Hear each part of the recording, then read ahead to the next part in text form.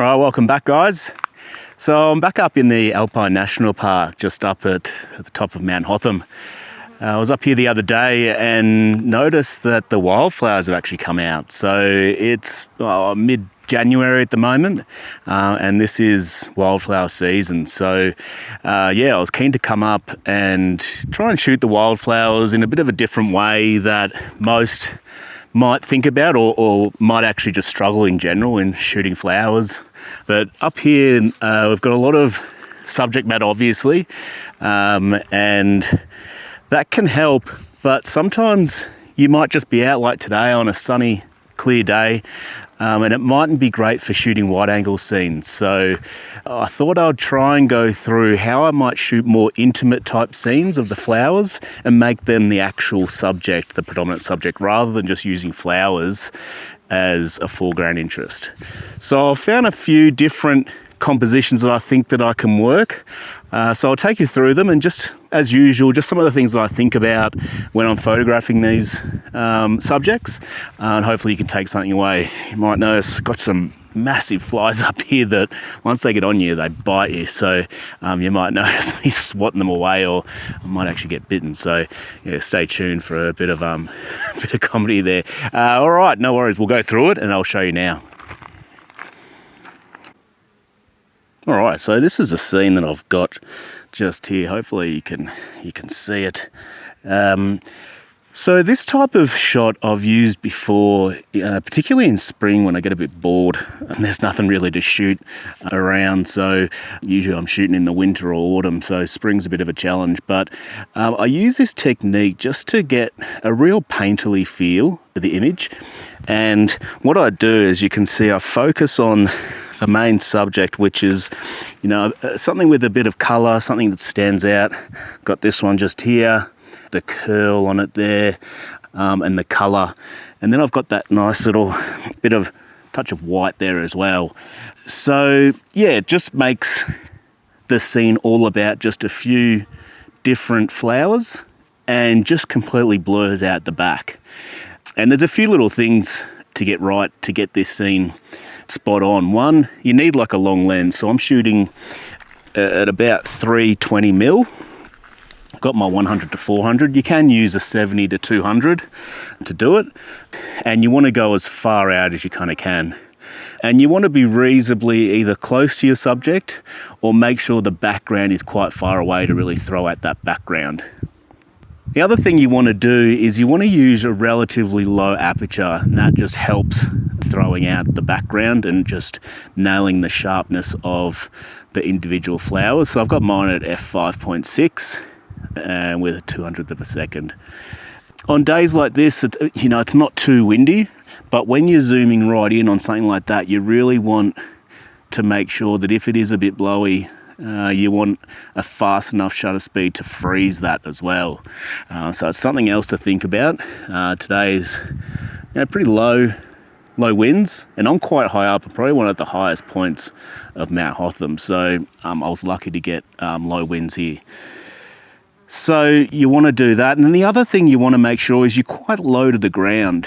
And this is where I've seen people struggle, where I've tried to show them this technique on workshops, is that you want to throw out that background. So if you're shooting anywhere above eye level with those flowers, you're not going to get the same effect. It's just not going to work as well, because you're not going to have that real far distance, and then the background is going to be too in focus to really isolate those subjects. So you really want to make sure you're low to the ground to get that effect working. And then all I do is I'll zoom in on a subject like that one, and I'll take that, make sure it's sharp, and then I'll zoom in on that, make sure that's sharp. And this is another key aspect of it, is I find it works so much better when you're using manual focus, just because sometimes the autofocus can really struggle to nail focus when you're shooting that close. Oh, that was a fly. Yeah, so you want to nail that focus quick without faffing about with your autofocus. So I just find manual focus works the best. So yeah, I'll focus on that one, take that, and then maybe take, just go around the scene and see what else is there that really you want in focus. So probably the 4 or 5 different plants there I'd want in focus. So yes, I'd nail them, take each shot and then blend them in Photoshop. And yeah, that's it. So I'll take that shot, nail that shot. I think I just forgot this one, I took the other ones before. And I'll put it up now for you to have a look.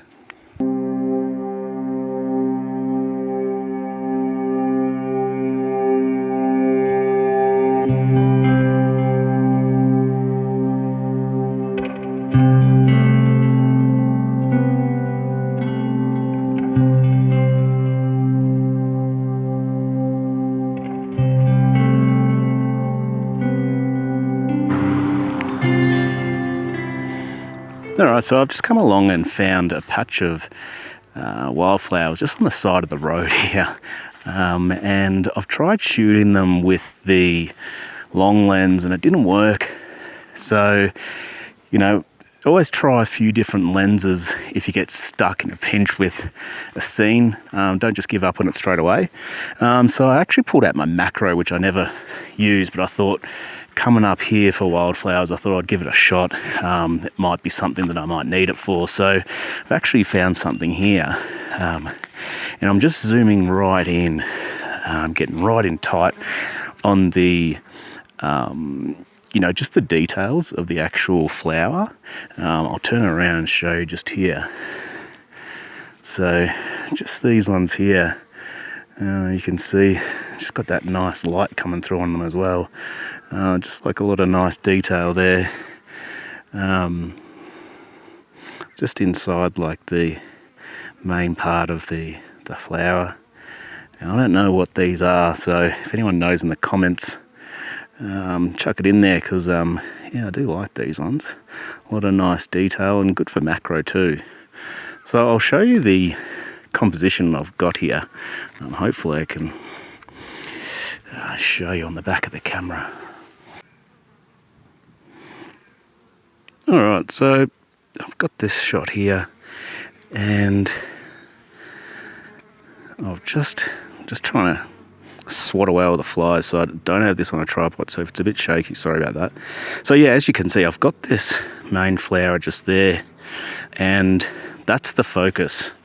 So I've put the aperture down to about f8 or f7 I think, just to throw out the background just a bit, and I just wanted to have these little flowers in the back as well, just to add something to the composition instead of just shooting the one flower. And that sometimes can be a bit of a challenge when shooting flowers, is making sure that you've got something else that adds to the background. You don't just want to shoot one, well, if you're shooting one flower, usually, like I've shot botanical scenes before, I'll get in really, really tight and just fill the whole scene with that one flower. Sorry, I'm just on the side of the road so you can hear the cars. But yeah, with this one, I wanted to have a bit more in the composition. So I've just put in those other ones just to kind of add something to it. And kind of along the same lines as the last scene. It's very painterly, kind of almost impressionist with a look there. So nothing too different to my other kind of scenes where it's just making sure I've got, you know, everything in the composition is there for a reason.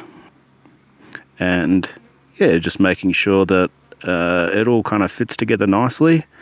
When you're shooting with macro, it takes a long time to get your position right because you're so close. So I was setting this up for a while, but yeah, I think it works nicely. I've got a bit of nice light coming in through there as well.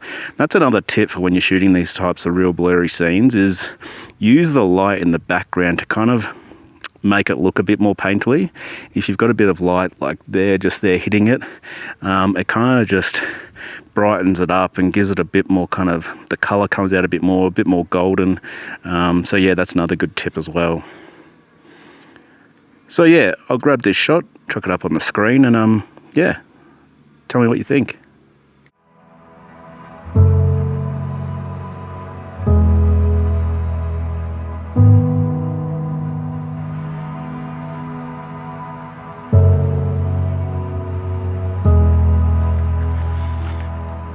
All right, so I've just found another shot just on the side of the road here again. Just really nice bunch or pocket of wildflowers tucked into the rock face just on the side. It's real nice. There's no light on it, which I don't think matters too much when I'm shooting these intimate scenes. I actually like an even flat light. So yeah, I'll just show you. I'll spin the camera around. Zoom in. So it's just there, that nice little bunch there. So that's effectively the composition. I've got it pretty much just like that. And yeah, it's just real nice with those rocks all around it. And it's a real nice shape the bush has to it. So yeah, really happy with that. Like I said, there's no light on it, but I think it means that the colours are not washed out, and you can get that, bring out those real rich tones in the rock face as well. So I won't show you the back of the camera just because I'm literally on the side of the road.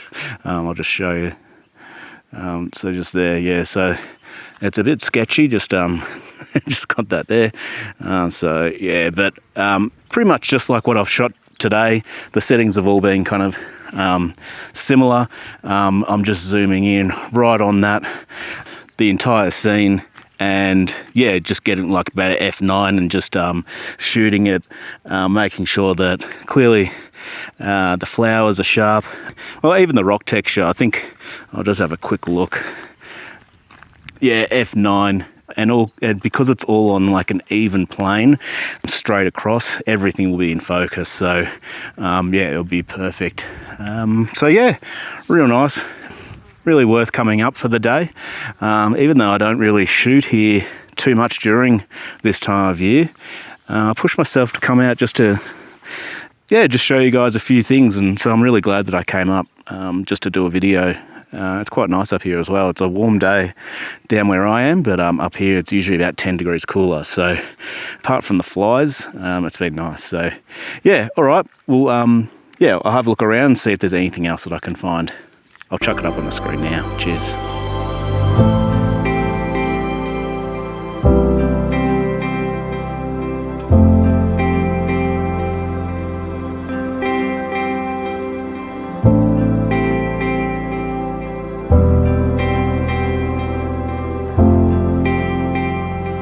So I've just found another one just actually on the side of the road here.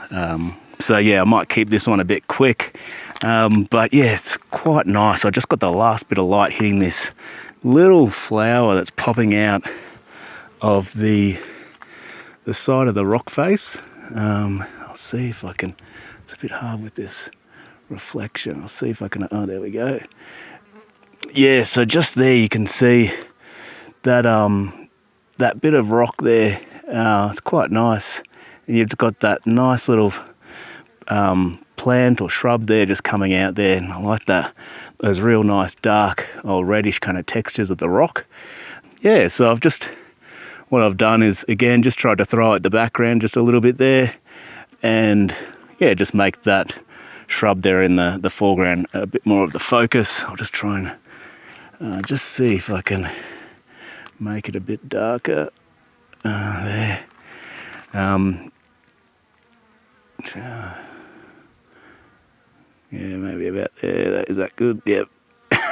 I've got to get rid of this filming. Yeah, so yeah, it's quite nice. And I might actually just try and nudge that down a bit. There we go. Just get that one. Yeah, so when you're shooting some of these shots, I guess the main thing that I try and do is get a range of different apertures. So I shot at about f7, f8, and yeah, just tried a few different apertures. So I'll just zoom in so you can, there we are, we're just there. And what I'm shooting is just up there. I'll just try and make that a bit darker so you can see it there. Yeah, there we go. Yeah, so just that little bit in there. So yeah, so I think I'll give that, I'll finish up there. I think it's been quite a good day. Hope you got something out of it as usual. It's always good to try and get something out of these videos, not just see me go on these adventures. So yeah, I hope you got something out of it and enjoyed the content. And yeah, I might process some of these images like I've done with some previous videos. So if you like that, chuck it in the comments and I might do that for you. So yeah, and if you got anything you'd like to see, anything you'd like me to go through, yeah, chuck it in the comments. Happy to go along with any ideas that you guys might have. So yeah, enjoy the rest of your week, and hopefully I'll catch you in about a week's time. Cheers.